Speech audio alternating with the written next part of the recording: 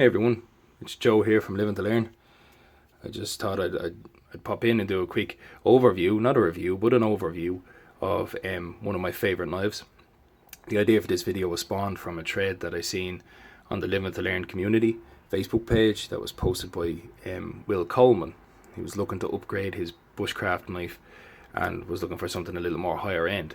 But what I found very interesting about it was he was looking for a French trade knife style blade. Normally when people upgrade their bushcraft knives, they're looking for something more along the woodlore, bushcraft-esque type knives. So I thought I'd pop on and show off my favourite one. The favourite knife that I carry, it's the PKS Phantom, which is an absolutely, besides the features which I'm going to get into now, it's just an aesthetically beautiful blade. Absolutely beautiful. Comes with your standard SRO leather sheath. It's good quality. I have this wet formed with a sail needle on the back. Doesn't come with a dangler, which is the disappointing option, but I have an aftermarket Castrum one on here. So straight off the bat, besides its looks, I want to give a little bit of why I think this is a very underrated and very understated knife on the woodsman French trade knife type options.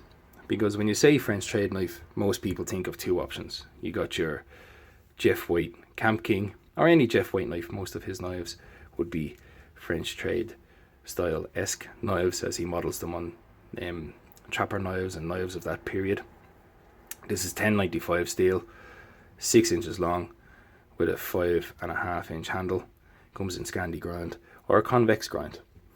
And the next one that people would think of would be the Blind Horse Knives H1 or the Pathfinder PLSK1.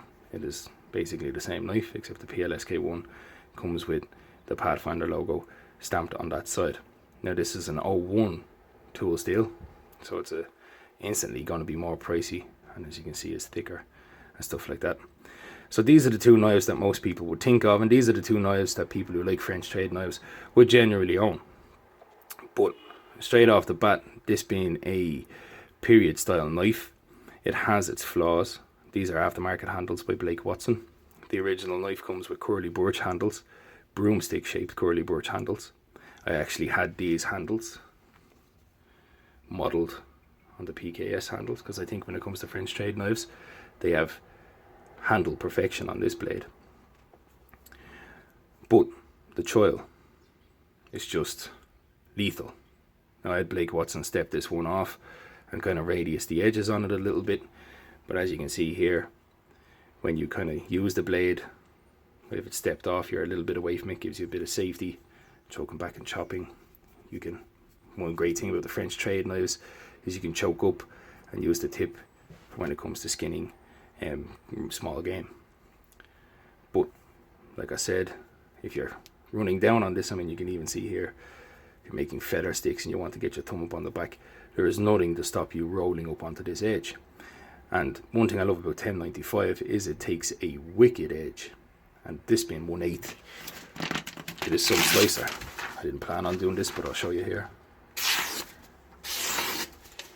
1095 can get razor sharp. So that was the first option.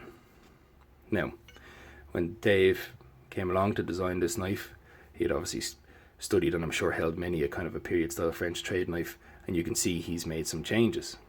He's added a kind of a stepped off, and the guys at Blind Horse Knives, Dan Coppins and that, have stepped it off, and they've also added this faux guard here, which I think is a great touch, because at least if you do kind of fly off, you're not going to run up along the working edge. They changed it to be 5mm thick 01 steel, and I have to say, Blind Horse Knives heat treat and stuff like that's fantastic. I have never chipped this edge, I have never rolled this edge, even with the amount of abuse I've put this knife through. Plunge lines are good, full tank construction, micarta handles, fisheye bolts, but it's just a little too narrow for me when it comes to bushcrafty stuff, because I do like to choke up, and as you can see here, if I do choke up on this blade, there's a chance that I could run around. It falls short in ergonomics when it comes to the broomstick handle, which is kind of more what the Jeff White one would come to, but you have nothing to to pinch grip unless you step off the handle and up onto the blade. And yes, this knife, believe it or not, I do carry more than most, especially on longer trips, because I know it is 100% never going to let me down. So where does the PKS fall in between these two? Well, straight off the bat, some obvious things is just the shape and that, but where it will start is price point. The Jeff White starts at about $80 with your curly birch handles and your sheath, and then all of a sudden there's a huge leap, and I mean there's very little in between these two.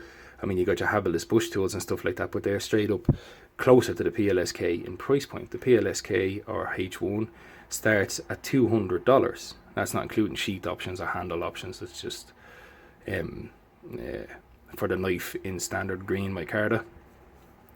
So you got this big grey area here, but this is where this gorgeous knife comes along, and it sits right in the middle at $119.